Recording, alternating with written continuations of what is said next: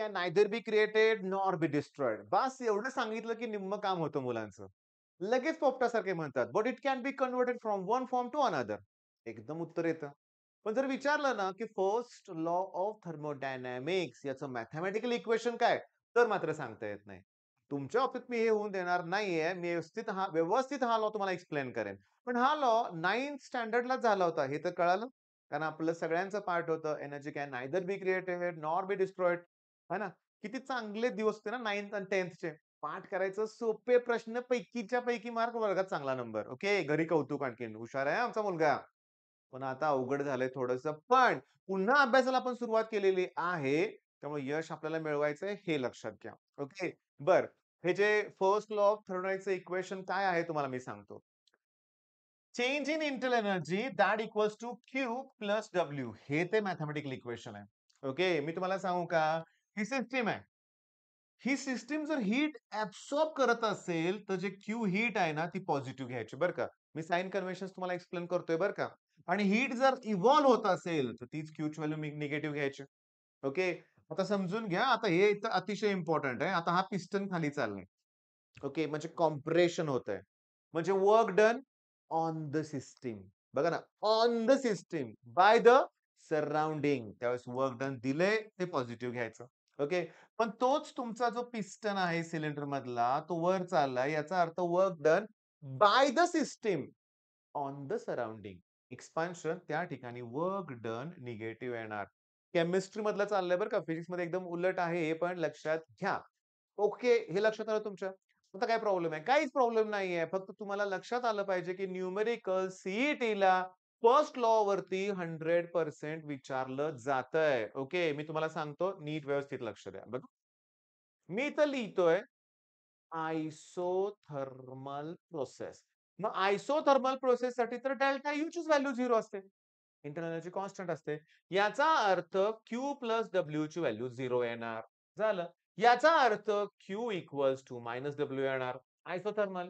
जर मी isochoric process जर म्हटलं, तर वर्क डन 0 येतं, कारण व्हॉल्यूम कॉन्स्टंट. मग वर्क डन जर 0 आलं, तर डेल्टा यू ची व्हॅल्यू फक्त Q येणार.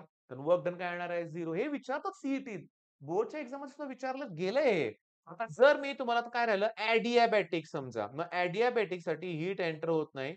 ओके. हे Q प्लस डब्ल्यू मी स्मॉल लिहिलं, कॅपिटल असतं लक्षात घ्या, असू दे.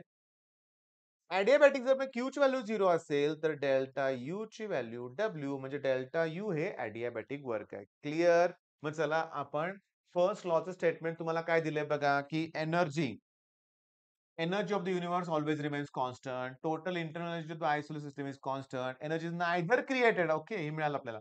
Neither created nor destroyed. It can only be converted from one form to another. आणि हे सगळं स्टेटमेंट इक्विव्हॅलंट आहे. ओके.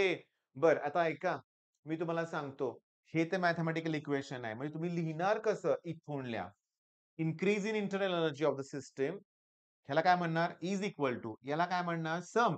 कुणाची सम आहे? Quantity of heat supply to the system म्हणजे ऍब्सॉर्ब केलेलं amount of work done on the system. On the system. तर इथे दोघेही पॉझिटिव्ह आहेत. हे लक्षात घ्या. 2 ते 3 मिनिटं. ओके. 3 ते 4 मिनिटात हा फर्स्ट लॉ ऑफ थर्मोडायनामिक्स तुमचा झालेला आहे. पण होतं काय बघा, समजून घ्या. मी काय सांगतोय ते व्यवस्थित.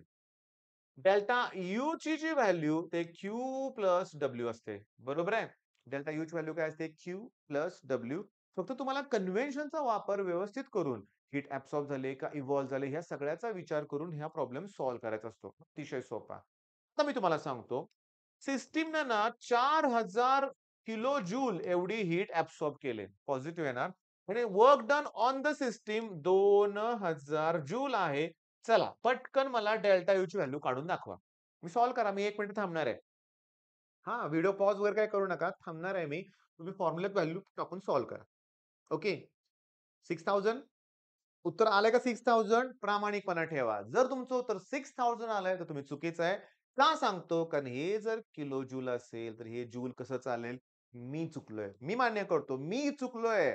मी 6000 उत्तरला क्लिक केलं होतं गडबडीत.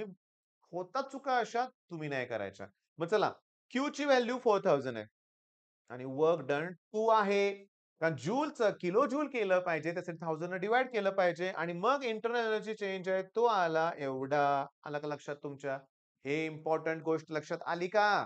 की तुम्हाला ना युनिट्स दोघांची सेम असल्याशिवाय ॲडिशन करता येत नाही. बरं, आता इथं बघा. In a particular reaction 2 kilo joule heat आहे ना, रिलीज होते म्हणजे निगेटिव्ह आहे. ओके, म्हणजे Qची व्हॅल्यू निगेटिव्ह आहे का इथं बघा? आहे. आणि work done on the system positive, on the system positive, on the surrounding negative. जेव्हा ऑन द सिस्टम असतं, तेव्हा बाय द सराउंडिंग येणार ना. आणि जेव्हा ऑन द सराउंडिंग असतं, तेव्हा बाय द सिस्टम येणार ना. ही गोष्ट लक्षात ठेवा. मग हे पॉझिटिव्ह आलं. किलो जूल आणि किलो जूल आहे. Okay. Q plus W. Q negative आहे. डब्ल्यू पॉझिटिव्ह आहे. 6 - 2 4 येते परीक्षेत ही 1 मार्काला. का सोडायचं? आणि सगळ्यात महत्त्वाचं एन्थाल्पी चेंज म्हणजेच हीट असतो ॲट एनी पॉइंट बरं का.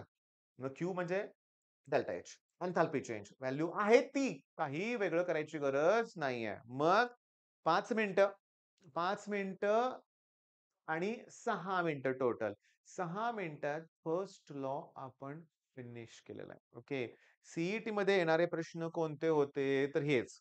वेगवेगळ्या प्रोसेससाठी डेल्टा यूची व्हॅल्यू काय? किंवा फर्स्ट आता 3 मार्काला बोर्डचा एक पेपर मी तुम्हाला सांगतो क्वेशन, की state give mathematical equation for the first law of thermodynamics आणि त्याला एक्सप्रेस करा वेगवेगळ्या प्रोसेससाठी. नावं पण त्यांनी दिली होती. Okay. And express it for adiabatic process, isothermal process बारीकचं तुम्ही काय दिलंय पुस्तकात चेक करा बरं का. त्यात झिरो काहीच नाही ना.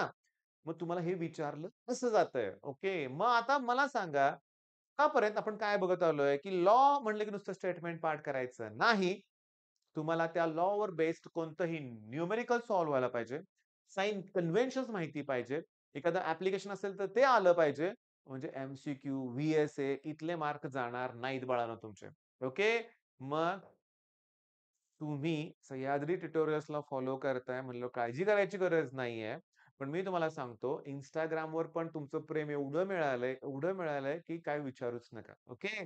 मग इथं कसं आहे Instagramवर सह्याद्री ट्युटोरियल्स ऑफिशियल असं आपलं एक Instagram पेज आहे म्हणूया आपण. तिथं पण मला फॉलो करा. 10 दिवसातच तिथं एका व्हिडिओला 1.3 मिलियन मध्ये व्ह्यूज झालेत. तो जवळ-जवळ 90K एवढ्या मुलांनी तो शेअर केलाय व्हिडिओ. बाकीचे व्हिडिओ पण शॉर्ट ट्रिक्स वगैरे म्हणतो ना आपण हिंट वगैरे त्यात खूप मी व्हिडिओ अपलोड करतोय. करणार पण आहे. तर तेही फॉलो करायला विसरू नका. All the best.